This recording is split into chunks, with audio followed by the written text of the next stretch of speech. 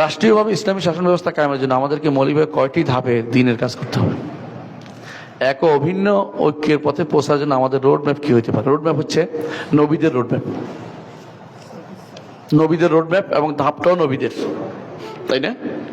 ইসলাম কায়েম করার জন্য নিজে থেকে বানাইতে হবে কিছু, কোনো পদ্ধতি বানানো বৈধতা নেই, নবীদের পদ্ধতি থাকতে হবে। দাওয়াত, শরীয়ত, আকীদা সবকিছু নবীদের থেকে নিছি। ইসলাম কায়েমের পদ্ধতি আবার আব্রাহাম লিঙ্কন থেকে কেন নিতে হবে?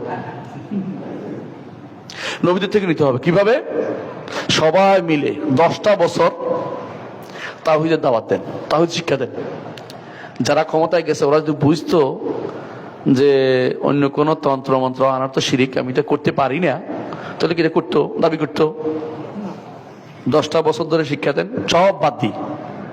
11তম বছর আপনি দেখবেন যে আল্লাহ তাআলা এমন লোকদের ক্ষমতা দিয়েছে, আপনি না চাইলেও আপনি যাওয়া লাগবে না, যে যায় সে ভালো চালাবে, শরীয়ত মোতাবেক চালাবে। এই সমস্ত কুফরি মতবাদ আর পড়াবে না, কুফরি মতবাদ লোক তৈরিও করবে না। 10টা বছর দেন না। রাসূলুল্লাহ সাল্লাল্লাহু আলাইহি ওয়াসাল্লাম 10 বছর তো দাওয়াত দিছে না?